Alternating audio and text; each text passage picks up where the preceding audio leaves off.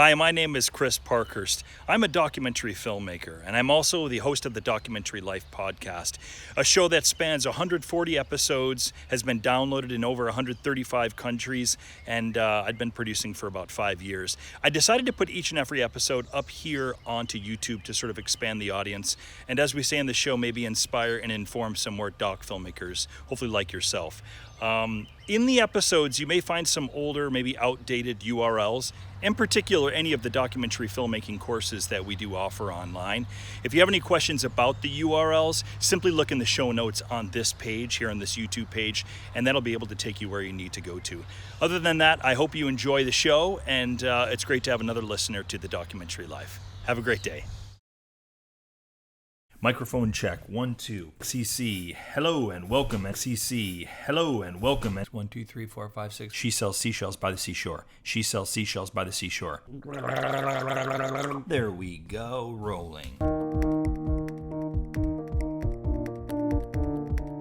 Hello and welcome to episode number 2 of The Documentary Life, a podcast that sets out to inspire and educate each and every one of us on what it means as well as how to best lead a documentary life. I am your host, Chris G. Parkhurst, and I want to thank you for listening to this show and for living your own documentary life. If you're tuning into this podcast, maybe you've listened to the first show and have decided to come back. And for that, I am very grateful. You don't have to be here. There are a zillion other podcasts to listen to, not to mention a ton of other things to do, the least of which might be making your film. So for this, thank you for coming back. I do not take you for granted. The cool thing about podcasts is that you can actually be doing other things while you're listening to the show. Okay, you probably can't be making your film while listening to the show, but you can listen to me while you're out on your run, in the car waiting in traffic, mowing the lawn, making dinner, changing your kids' diapers, whatever you may be doing, and you may actually be sitting down and listening to the show, though I suspect those kinds of radio days are long gone. I want to thank you for listening to The Documentary Life. It's only the second show, so I'll ask you to forgive any rustiness. It's been years since I was behind the mic. But if you stick around long enough, I think that you're really going to like what this podcast can offer you, especially over the next 2 weeks, where we'll be getting right to the heart of this show, which is about educating and empowering you to live what we call a documentary life. If you haven't yet listened to the first podcast, a documentary life is basically a take on this idea of living the dream. In this case, your documentary dream. It's an attitude, it's an approach to living out your passion of documentary films. These next 2 weeks we'll be releasing more shows than we'd normally do, so as to give you a better idea of what to look forward to in the near future. Along with this show, I'm releasing a second, which is a conversation with special guest, filmmaker John Perosi, who will be discussing what it's like filming overseas in a developing country, including with one's family. You can download this directly from our website, www.thedocumentarylife.com, or from iTunes by searching for The Documentary Life in their podcast section. Next week, I'll be releasing 2 more episodes. One episode entirely hosted by myself, and the second, another conversation episode with an industry person, this time filmmaker Lydia B. Smith, who will be discussing the importance of a grassroots campaign for the independent filmmaker. In the future, this show will run bi-weekly. One show will be led by myself, where I'll be discussing a particular topic of documentary filmmaking, as well as answering your emails, while the other show will be a conversation with a documentary-related guest. Thanks again, and now let's continue on with episode number 2 of The Documentary Life. One of the things that will regularly come up on this show is the idea of inspiration, being inspired. The show itself is, in large part, centered around inspiring all of us, whether it's to be better filmmakers, whether it's to better embrace our creative selves, live our lives in more balanced ways. A big part of what this podcast sets out to be is inspirational based. I plan on speaking with people who've inspired me, and in turn, I believe will inspire you. I mentioned a couple of individuals moments ago, for example, filmmaker John Perosi, who inspires me to tell the stories of people in Cambodia, filmmaker Lydia B. Smith, who inspired both Stefan and I to take some calculated risks as we built our grassroots foundation for our current doc project, Elvis of Cambodia. Again, my conversation with John Perosi is available for download now, and my conversation with Lydia B. Smith will be up for download 1 week from today. So I thought that I might start out today's show by discussing who and what has inspired me to lead my documentary life. When I first became interested in film and maybe thought of that film as something that I wanted to do with my life, it wasn't originally as a documentary filmmaker. I wasn't really that into documentaries, and this is, throughout the bulk of the 90s is when I was really getting into film. And I thought back then that I always dreamt of being a feature film director. In the 90s, you might remember, it was all about this idea of an independent film movement, which is something that I got heavily into. Some of the names that you would recognize, the Gus Van Sants, the Oliver Stones, the David O. Russells, the Hal Hartleys. Of course, Oliver Stone wasn't necessarily an independent filmmaker, but he was telling stories in a bit of a unique way at that time, certainly not in a typical Hollywood model. I mentioned Gus Van Sant's name, and this is before I even lived in Portland. Of course, Gus Van Sant is synonymous these days with Portland and has been for a good 15, 20 years. He's not originally from here, I don't believe, but he has been based out of Portland for at least the past couple of decades. But anyhow, at any rate, I got super into Gus Van Sant, or at least one particular film was really important for me, and it was kind of a game changer. I remember going to see the film My Own Private Idaho. You might remember this film with River Phoenix and Keanu Reeves, and then a host of other people that I had never seen before, which was wonderful for a 20-year-old just kind of discovering film and the power of film as a way of telling stories in a grandiose, if you will, fashion. And at that point, I'd been used to Hollywood film upon Hollywood film, and seeing something like My Own Private Idaho, which was this almost dirty, gritty way of seeing a film and experiencing a story, which is about homeless and hustlers in Portland, Oregon. Again, starred River Phoenix and Keanu Reeves, the only names in the film at the time. And then again, a host of characters who were unrecognizable to me. And the beauty of that is then, one would go on to find out when they started to research the film at all, that most of these characters were not necessarily even in the film industry. They were people who were local people. And they were people who were living on the streets, and they were brought in and they were part of this film. And it was a way of storytelling, a way of filmmaking that I had not been accustomed to seeing. A film like My Own Private Idaho really certainly opened my eyes up to the possibilities of different ways to create cinema. I mentioned Oliver Stone's name, and his name is important for me back then because of films like Platoon, Born on the 4th of July, Heaven on Earth, sort of his Vietnam trilogy, if you remember that. It was important for me because of the subject material being Vietnam and the Vietnam War, which was something that I was delving heavily into even back then in my 20s, not really knowing where that might be headed and how that might reveal itself much later on in my life. That part of the world would become massively important to me, as you know, and massively important to my work and the kinds of work that I really would become passionate about. Films and filmmakers like these guys really inspired and influenced me. But this idea of film and filmmaking or being a film director still felt very unattainable somehow. Until a film which came out, I don't know, maybe around 96-ish, and maybe you listeners can correct me on that, or I can go back and research again. But it was a film called The Last Broadcast, which was a film that was produced and directed by filmmakers Stephen Avalos and Lance Weiler. And this film went a little bit under the radar. I feel like it's pretty underappreciated, but it came out just prior to, you guys remember the Blair Witch Project, of course. And it was one of the films that was talked about in conjunction with Blair Witch, because it was a bit controversial at the time, because it appeared that perhaps the ideas and the storytelling that was happening in the Blair Witch Project, which of course became one of the most successful independently financed films of all time, the way the storytelling occurred, the story itself seemed to come, in some arguments, directly from a film like The Last Broadcast.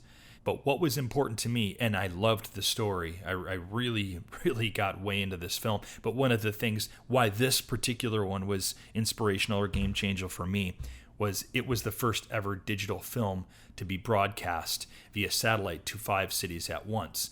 Digital film being the key component to that last sentence. I mean, this was huge for me. Digital technology made me really believe for the first time that I could be a filmmaker. Suddenly, filmmaking became accessible to me. Right around that time, other names and a particular film movement became known to me and really started to come to the surface in film communities. Lars von Trier and Thomas Vinterberg, a couple of filmmakers from Denmark, who came out with some landmark films at that time and were behind what would be known as the Dogma film movement. You might remember films like The Celebration or Breaking the Waves. These were huge for me. Monumental, again, in showing me the possibilities of digital technology. Now, those films would be theatrically presented in film. So they were shot digitally. They were shot with digital cameras, and then they were transferred to film. That was a big thing that was happening back then. Watching these films, the way the stories were being told was incredibly liberating. This way of storytelling. In many ways, they were very documentary-esque with the sort of what would become known as the shaky cam. But of course, that was made popular years before in French cinema and even in some new wave German cinema. I mean, I just kind of called it verite like everybody else. But this sort of aesthetic would become pretty known and would become used greatly not long thereafter in videos and even Hollywood feature films and TV. Certainly, this sort of style of movement with the camera, this handheld movement. In terms of the Dogma film movement, I got super behind that. You might remember there was like these sort of rules that were set out, the laws of chastity, the rules of chastity. I can't quite remember, but they were essentially sort of a top 10 rules of filmmaking that these guys had come up with one night, and this was how they had to make their films. And these rules were very, very much in line with this idea of make the film with what you have and make it now. It was very anti-Hollywood. It was no artificial lighting. You used the lighting that was there in that moment. The same went with props. No guns were to be allowed in the films, which was this idea of like, let's tell real stories. Let's tell stories that we can all truly relate to. Yeah, it was very liberating to watch this style of filmmaking. And again, the digital technology used is a very, very important component, super inspirational to me. Now, what got me into documentary films? What inspired me to do documentary? Believe it or not, working on one was what inspired me. I've mentioned in the first episode, and I'll probably talk about it or refer to it many times over the course of future episodes. A film called Bomb Hunters, which is a film that I worked with another gentleman on. He hired me to work with him for 6 months, shooting in Southeast Asia, and then he would hire me to edit the film afterwards. Bomb Hunters was about a group of villagers who were digging up old mortars and bombs and rockets from 30 years of civil conflict or the American bombing during the Vietnam War. And they were taking these bombs apart, whether it be with a propane torch or a hacksaw, and they were separating the TNT from the metal and selling both on the scrap metal trade, if you will. And this was how they were making their living. And so we spent 6 months in Cambodia, telling these people's stories, telling the stories of the culture, working in another culture, completely rocked my world. It completely, again, this was another game changer in my life because this is what opened my eyes up to the possibility of documentary films. Again, prior to that, I had always thought of myself as, or at least my dream at that time, was to be a director in narrative films. And this was something that really, this was the key moment or key moments or key year, let's call it the key year, that sort of changed my thinking in terms of the type of filmmaking and the type of stories that I might see myself doing. And so documentaries became something that I entirely gave myself over to and immersed myself in, and really haven't stopped ever since. Other specific films and filmmakers who have inspired or influenced me, Verna Herzog was definitely a big name. I loved the way he could, and I was inspired by the way that he seamlessly in his career seemed to go back and forth between documentary and narrative films. That was something that's very attractive to me. I still very much aspire and plan on being able to do both types of films. I want to be able to do documentary and narrative storytelling. Ironically, it was a documentary about the making of one of his films, Fitzcarraldo, that inspired me the most. There's a film called Burden of Dreams, and many of you have probably seen this. Les Blank was the documentary filmmaker. Les essentially spent the better parts of maybe even a few years while Herzog got his film Fitzcarraldo, which was all shot down in South America, while he filmed that film. Of course, there's Herzog, and then there's his leading actor Klaus Kinski. Those are historic conversations that kind of it's legendary what transpires between the two of them, and you see that in Les Blank's doc Burden of Dreams, which is again about the making of the film Fitzcarraldo, which, you don't get me wrong, love Fitzcarraldo, but it's Burden of Dreams that I actually will watch over and over and go back to, just to watch and see Herzog in these elements, to see him in developing countries, to see him, as he says, in the jungle. I love when he says that, in the jungle, the chaos in the jungle. Love it. It's so amazing. If you haven't seen it, it's a wonderful film to watch. Wonderful experience. Another film not unlike that is a film called Hearts of Darkness, a filmmaker's Apocalypse. Yes, another film about the making of a film. In this case, Apocalypse Now. I must be drawn to films about the filmmaking journey. It's inspiring to see others sort of against all odds being able to pull off these monumental tasks, or the monumental task of making a film. Who inspires me now? A documentary filmmaker like Rithy Panh, Cambodian filmmaker, Academy Award Cambodian documentary filmmaker, again, who also does narratives, by the way. So there is definitely a bit of a theme here and an influence and attraction for me. I guess now that I'm seeing this now as I speak to you, I definitely gravitate towards filmmakers who do both doc and narrative. Rithy Panh, who actually is, we were honored to be able to interview him, so his voice is going to be throughout our doc, Elvis of Cambodia. He is known for films like the Academy Award nominee documentary The Missing Picture, and a film called S21. Again, I'm also inspired by what he's doing in his life. He went to France and went to school there and lived there and worked there for a long time after the Khmer Rouge and the Cambodian genocide in the mid to late 70s. And what he's doing now, Rithy Panh is a very well-known documentary filmmaker, very well respected, and he could have easily, if he had chosen to, come to a place like Hollywood and made his living here and done his craft here.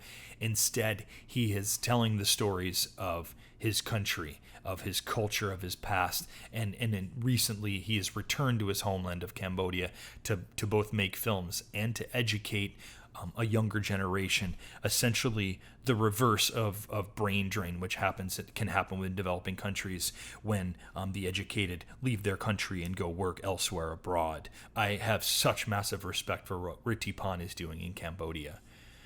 Closer to home, colleagues that I work with inspire me. There are local documentary filmmakers here with similar interests. Netflix, in a way, inspires me. In particular, 2015 and 2016, which really opened up the world of exhaustive, thorough documentary film series, like Making of a Murderer. So that inspires me, this idea of we don't have to make documentary films that are told in a time frame of an hour or an hour and a half, or at most 2 hours. We can actually get into our docs and spend years doing it, really immersing ourselves in the subjects and the subject matter, and we can make a documentary series. That's very, very inspiring and wonderful to see in the future.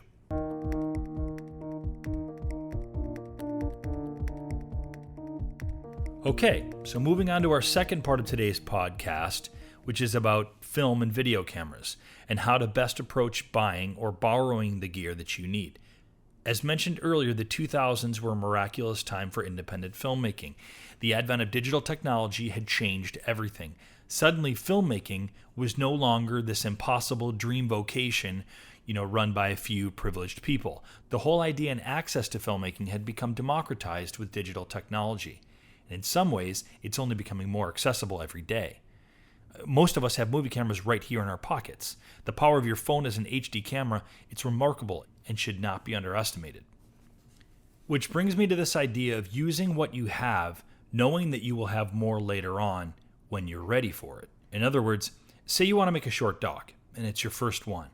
Why go broke racking up credit card debt financing the cost of this first short film when you could be using your iPhone to shoot and probably even edit the film within days? I realize the majority of my audience is significantly beyond this, but I'm really just trying to illustrate a point, which is use what you have or borrow what you need while you're learning the ropes of documentary storytelling. Minimize the cost of your mistakes while you can. Don't go signing up for a lease on the new Canon C100 Mark II, the cost of a new car, mind you, and then go broke trying to learn how to use the damn thing. And there's another point here, of course. It's not about the gear as much as it's about the craft. So why not hone and fine-tune your craft using something much more financially manageable? I'll give you an idea by telling you the cameras that I've owned over the past 15 to 20 years. Let's go back to around 1999 when I made my first ever video camera purchase. I don't even remember the model number. It was a Panasonic digital video camera, one of the first of its kind. It was, at the time, the world's smallest digital video camera, shot on mini DV tapes. I think it was something like the Panasonic AG-EZU, or I don't know. Maybe one of my listeners remembers this camera. At the time, it cost about $1,700. Very significant purchase for me at that time. I used it to shoot a ton of stuff. It was the perfect camera to really cut my teeth into filmmaking on my own, or independent filmmaking. It had the base with 2 XLR slots, so you could get, professional audio. You could run your mic into the camera, so you had audio and video sunk. I did short films, corporate videos, even made my first digital feature. Years later on, when I would go to do the Nepal doc, Journey to Kathmandu, I shot this on a camera that I bought, this time the Sony V1U, another tape-based camera. This was HDV. So at the time, HD was out, but I really couldn't quite afford the HD camera. So, of course, HD shoots 1920 by 1080, so I had to go for the HDV camera, which was the Sony V1U, which shot 1440 by 1080, if you guys can remember the HDV cameras. Very much was built like a video camera, so it operated, with the rocker zoom control, had all the XLR inputs for audio. It was a great camera. I loved the feel of it. To this day, it's still one of my favorite cameras to have had my hands on. I really sort of detest the way the video cameras are made today, which are these boxy units, and I kind of blame Red for this, but then Sony would follow, then Panasonic and Canon would follow as well. I'm not into the boxy units that you add pieces to. I liked this video camera feel. And the Sony V1U very much gave me that super smooth camera zooms, built-in stabilizers, and it made sense at the time in the environment. This is important, in the environment that I was shooting in. I couldn't really go with a tapeless based technology. The hard copies of tapes were the way to go, because in the mountains in Nepal, carrying a bunch of cards and drives was not an appropriate way to go. After Journey to Kathmandu, I sold the V1U and leveraged that to get my next camera. And this is important because I would start doing this with cameras, and I can't recommend this enough. This idea of maybe going a project to project basis with your gear, in particular your cameras, and then the next project kind of moving up, sort of upgrading it, taking your documentary filmmaking to the next level. I did that here. After Journey to Kathmandu, I sold my V1U and upgraded to the Canon 7D. This is at the time when the DSLRs were hitting the market and really becoming game changers in terms of cameras and the looks and feels of digital video. The image quality, of course, was superior to any of the video cameras I've been using, However, the quality of the image was tempered at least by the lack of audio functioning I found and the lack of zoom control. So you had to run second unit sound. So you had to use these external recorders and then sync up the sound with the video because the audio capabilities of DSLRs were pretty, miserable at best. So I upgraded to a Canon 7D. I loved the look of it. Didn't like the feel of the camera, of course. As you know, it was a DSLR, and so it's like a standard camera. So it was as far from the feel of the video camera as you could go. But again, I leveraged the sale of the V1U. I got some money for that, which enabled me to put money towards this Canon 7D. On our current project, Elvis of Cambodia, we upgraded to the Canon C100, which basically took the Canon's DSLR technology and put it into a video camera body. So it's still boxy, and I don't quite approve of that, but it's at least operates more like a video camera. Of course, again, it has XLR inputs now. For all intents and purposes, it's taken that beautiful image of the DSLR, upgraded that, and now you've added a sound package to the unit. So that's the Canon C100. Shot the majority of Elvis of Cambodia with that camera. Now you can see a pattern developing here, which is buy what you can afford at the time, use it well, and then when you're ready to upgrade, sell the old camera to help buy the new one. Of course, the trick here is timing, because if you don't sell before the technology is practically obsolete, you'll end up sitting on that camera, and you won't have made any money to move towards your upgrade, to move towards your next camera.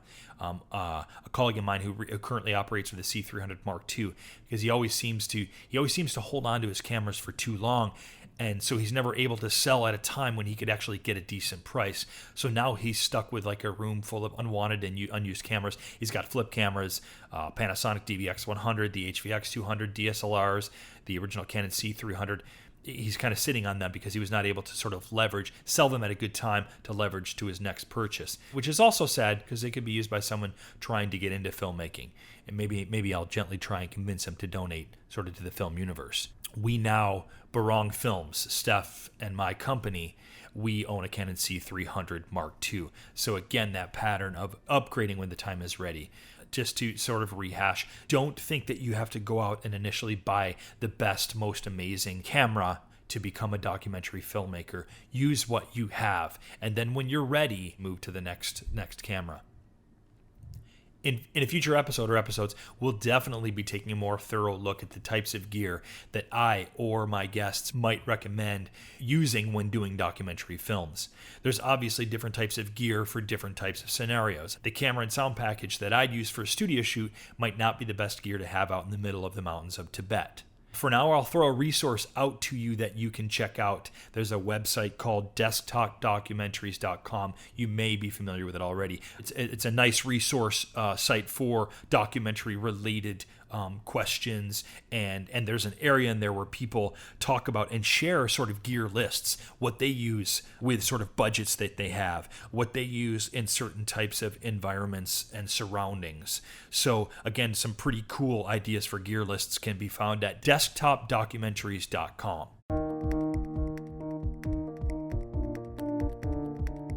All right, that's today's episode number 2 of The Documentary Life.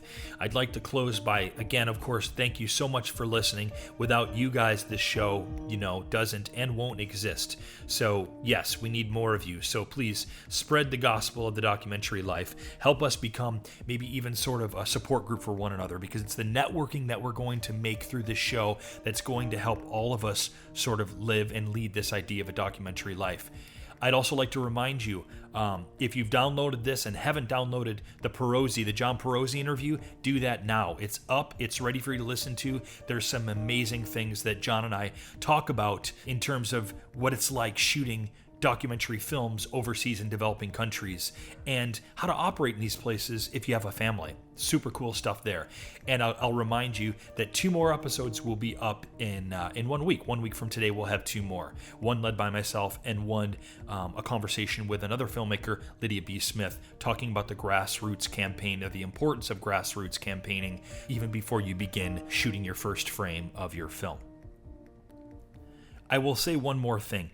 Something that's going to really help the success of this show is feedback from you guys. I'd love to hear what you wanna talk about on the show. Tell me what I can do to help you guys better, to help educate and inspire you guys more.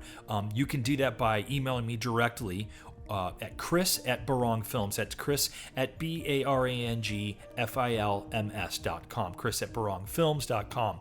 You can also visit the website, www.thedocumentarylife.com. Please, I encourage you, another thing that's going to help us is please sign up for the RSS feed or subscribe to the email list so I can let you know when the new shows go up.